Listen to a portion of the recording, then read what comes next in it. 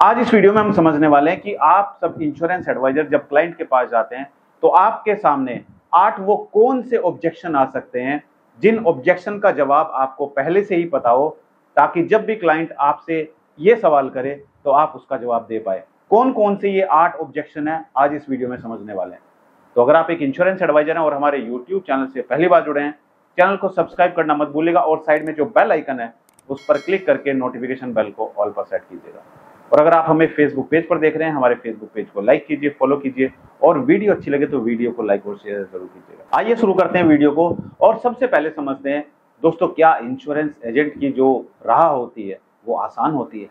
एक insurance agent हो सकता है दिन में खाना तक ना खाए, हो सकता है उसके पास 3 मीटिंग हो, 3 लोगों से मिलने वो जा रहा है, लेकिन तीनों में से तीनों ने बात सुन ली और एक भी पॉलिसी क्लोज नहीं हुई। और होता यह है कि मंथ के एंड में आके बिजनेस जीरो होता है। आपके डेवलपमेंट ऑफिसर आपको बोलते हैं कि भाई कितना बिजनेस हुआ, और बिजनेस होता है जीरो। आपने कभी जानने की कोशिश की है कि क्यों ना हम पहले से ही तैयारी के साथ जाए, और हमें पता होना चाहिए कि क्लाइंट क्या हमसे पूछ सकता है। और 90% इंश्योरेंस एजेंट को पता नहीं होता है कि क्लाइंट जो हमसे पूछेगा वो कौन से सवाल पूछेगा और उसका जवाब हम कैसे देंगे।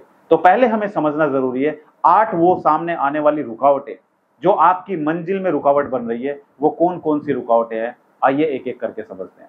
सबसे पहली रुकावट है दोस्तों, क्लाइंट आपको बोलता है, जब आप क्लाइंट से मिलते हो और मिलके जब मीटिंग फिनिश हो जाती है तो क्लाइंट क्या कहता है?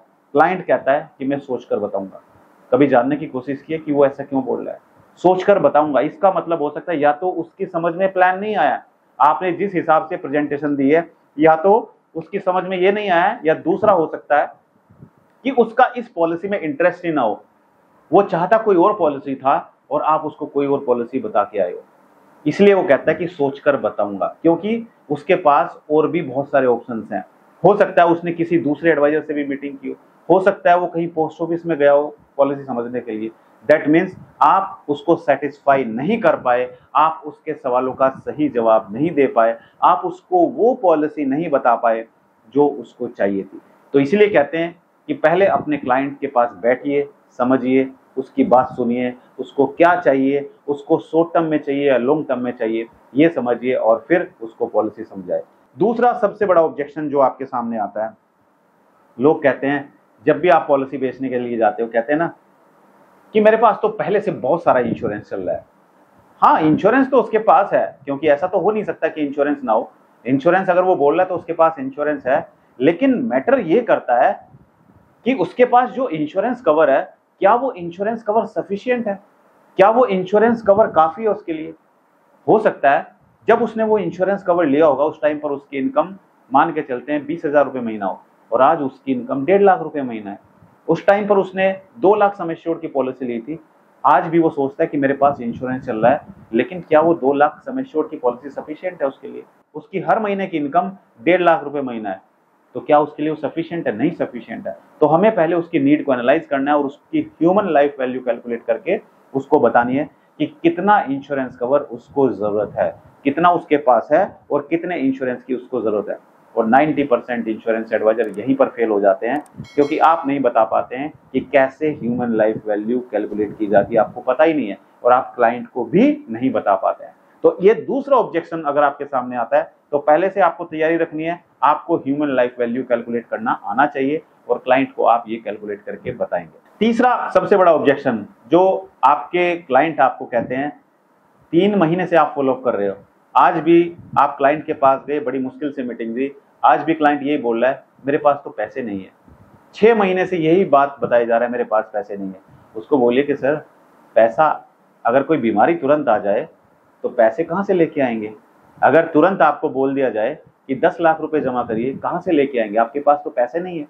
मैं सर आपके पास इसीलिए आया हूँ क्योंकि आपके पास पैसे नहीं है, इसलिए मैं आपको इंश्योरेंस बेचने आया हूँ क्योंकि आपके पास पैसे नहीं है। अगर आज आपके पास पैसे नहीं है, जबकि आज आप वर्किंग है, और सोचिए सर कल अगर ये इनकम आपकी बंद हो जाती है हमेशा हमेशा के लिए, तो फिर कहाँ से आपके पास, आपके परिवार के पास पैसा आएगा?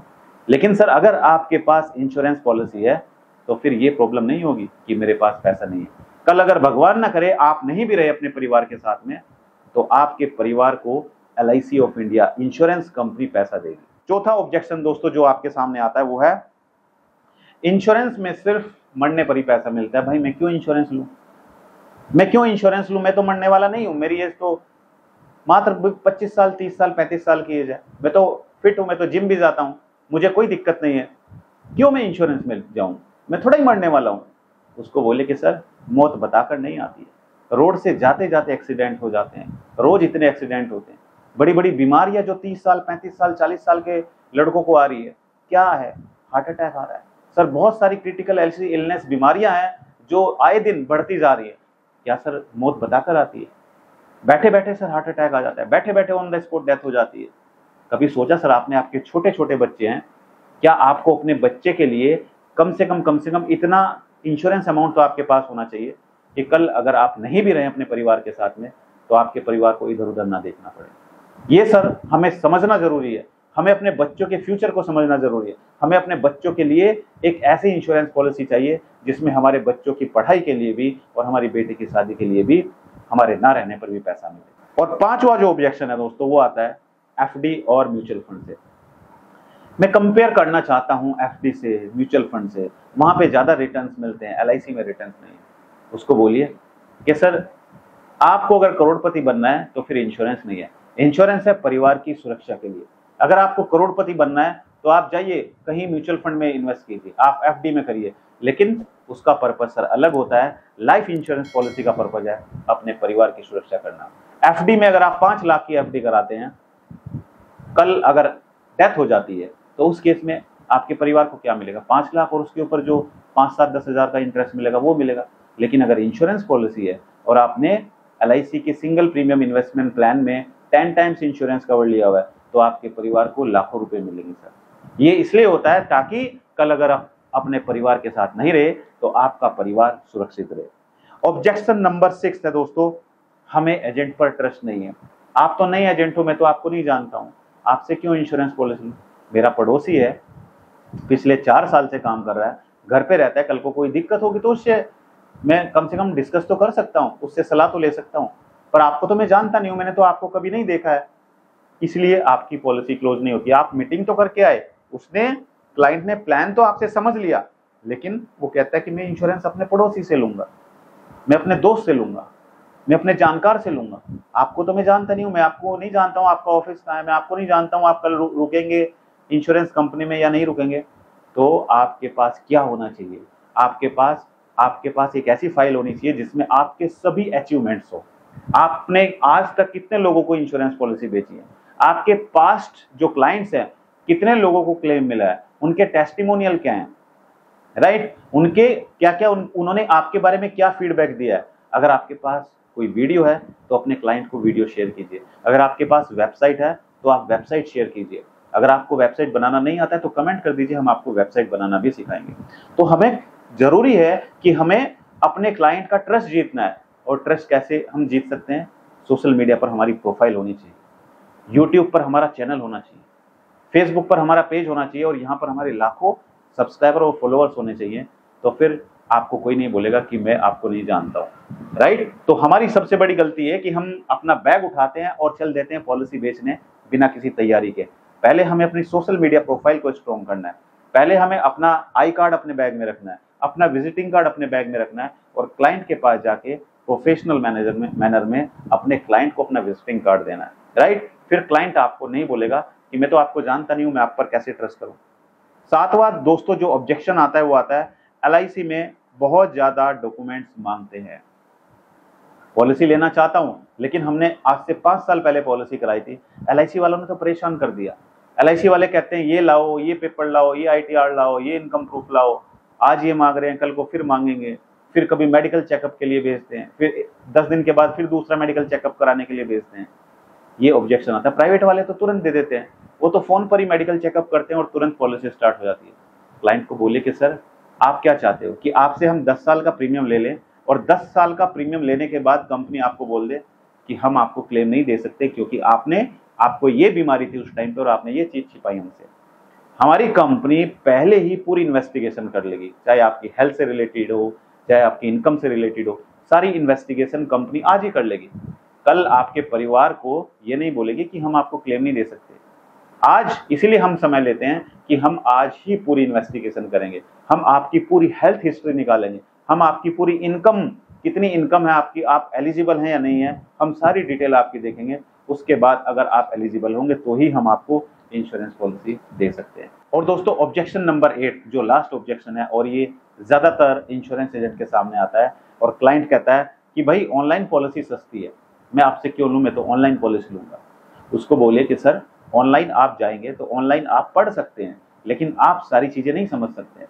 यहाँ मैं आपके सामने बैठा हूँ, आप 10 सवाल मुझसे कर सकते हैं, कल कोई प्रॉब्लम आएगी, आपका रिवाइवल होगा, प्रीमियम कलेक्शन करना है, सारा कुछ मैं करूंगा। आज मैं आपको सही एडवाइस कर सकता हूँ, आज मैं आपको फाइनेंशियल प्लानिंग करके बता सकता हूँ। ऑनलाइन में कोई आपको फाइनेंशियल प्लानिंग करके नहीं बताएगा। यहाँ बैठकर मैं आपको बता सकता हूँ कि सर इतना आपके पास लोन चल रहा है, इतने आपके ऊपर लाइबिलिटीज हैं, इतने एसेट्स हैं, इतनी लाइबिलिटीज हैं, इतनी इनकम है आपकी, इतना इंश्योरेंस ऑलरेडी चल रहा है, इतना इंश्योरेंस चाहिए, कितना आपको इंश्योरेंस कवर चाहिए, कितना पैसा आपको चाहिए अपने बच्चे की पढ़ाई के लिए। सर कोई आपको ऑनलाइन में ये सब चीजें नहीं बताएगा। इसलिए सर हम आपको गाइडेंस देते हैं, हम आपको सजेशन देते हैं, लेना ना लेना वो आपका काम है। हम आपको फाइनेंशियल प्लानिंग करके बताते हैं, हम आपकी ह्यूमन लाइफ वैल्यू कैलकुलेट करते हैं। आपको ऑनलाइन में कोई आपकी ह्यूमन लाइफ वैल्यू कैलकुलेट नहीं करेगा। इसलिए सर डिसीजन आपका है, मैं तो आपके पास आया हूँ आपको समझाने के लिए, जैसा आपको उचित लगे आप ऐसा कर सकते हैं। तो दोस्तों ये था हमारा वीडियो जिसमें हमने समझा कि हमारे सामने एक इंश्योरेंस एडवाइजर के सामने 8 वो कौन कौन से ऑब्जेक्शन आते हैं जो कहीं ना कहीं आपकी पॉलिसी को क्लोज होने में रुकावट बनते हैं, जो आपकी डील को क्लोज नहीं होने देते हैं। तो अगर आप इन 8 ऑब्जेक्शन पर काम करेंगे, कौन सा ऑब्जेक्शन आपके सामने सबसे ज्यादा आता है कमेंट करके मुझे बताइए, और इन ऑब्जेक्शन की तैयारी करिए और तब आप अपने क्लाइंट के पास जाइए। दोस्तों वीडियो कैसा लगा कमेंट करके जरूर बताइए, और अगर आप चाहते हैं कि हम इसी तरीके से और भी इंफॉर्मेटिव वीडियो आप लोगों के लिए लेकर आएं तो आप कमेंट करके बता सकते हैं। हम चाहते हैं कि आप सब इंश्योरेंस एडवाइजर इस साल जरूर MDRT COT TOT करें। आप में से कौन कौन तैयार है MDRT करने के लिए, अपना सुझाव कमेंट बॉक्स में जरूर लिखें। इस वीडियो में इतना ही, मिलते हैं अपनी अगली एक और दिलचस्प वीडियो में। धन्यवाद।